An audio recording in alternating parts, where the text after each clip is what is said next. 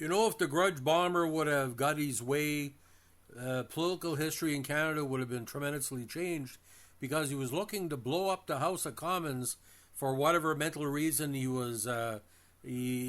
thought of, but it never worked. Now, Paul Joseph Chatier, born August 5th, 1921, in Bonnyville, Alberta, nicknamed the Grudge Bomber, was a Canadian man who died when a bomb he was preparing exploded in the washroom of the Parliament of Canada.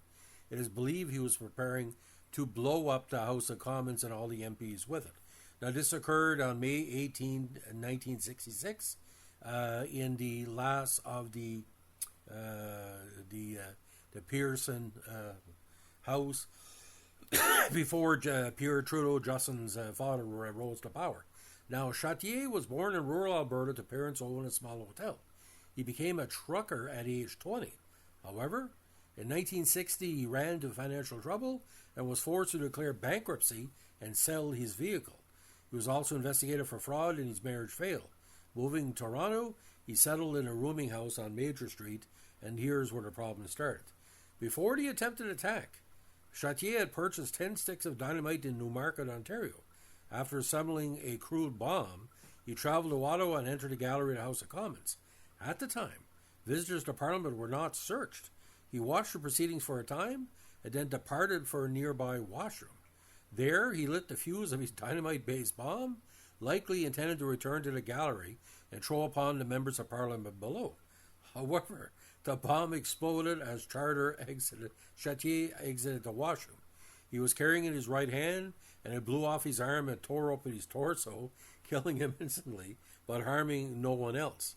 The washroom, of course, was heavily damaged, but the thick wooden door contained the blast in that room. No other part of the center block itself was seriously damaged.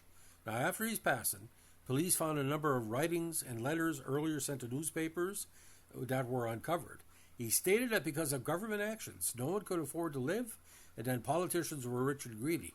Well, 50 years later, 60 years later, it's the same crackpot theories. He attacked politicians and homosexuals in his writings. He wrote that his plan was to exterminate as many members as possible, and he was prepared to die in the process. He declared his desire to become President of Canada and stated that he would appoint Toronto Alderman June Marks as his vice president. When police raided his apartment, he found several other sticks of unexploded dynamite. Now, years ago, ladies and gentlemen, this was not taught in school. This is a more of a recent phenomena. Now, in an article in the Legion magazine from a couple of years back, it gave a nice breakdown of the case, written by Sharon Adams on May 17, 2022. In her article, she noted that a lone man left the public galleries at House of Commons during debate and went to the bathroom on the third floor. Then he lit the fuse on a dynamite bomb.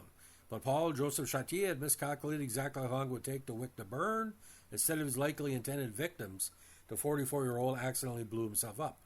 A note was found in his pocket beginning with, and his torso was well apart from his body, and that's where he found the note. When I am President of Canada, he had written a 23-page letter to the Edmonton Journal saying that, before becoming president, he intended to kill as many members of Parliament as possible. Weeks earlier, he had written to the clerk of the House asking him to address MPs from the floor, and of course he was turned down. When he was living in a room in a house in Toronto again, that's where he found the dynamite. Mr. Speaker, gentlemen, in the note he wrote, I might as well give you a blast to wake you up. Investigators found he had blamed the federal government for his woes. He had worked as hotelier in Alberta as a miner, a private detective, a dry cleaner, and a truck driver. He dreamed of a recording career. After his divorce, again, he had to declare bankruptcy and sell his truck. I blame Parliament for divorces, separations, suicides, and a lot of people in jail not being able to make a living, he wrote. For all of 1 year, I had planned this. Do you people know what I came to Ottawa for? Was to drop a bomb and kill as many as possible for the rotten way you are running this country. He seemingly did not expect to survive. Mr. Speaker, gentlemen, he wrote, I might as well give you a blast to wake you up. Now, his 10 sticks of dynamite, fuse, and detonators were purchased, like I said, in Newmarket. He asked the clerk how long the fuse would burn, and was told 60 seconds per foot, but the clerk was wrong. It took only 40 seconds per foot. Chartier had also miscalculated the length of the fuse needed. After the event, security for some reason was beefed up in the Parliament buildings. Special training was arranged for security staff and the numbers were augmented.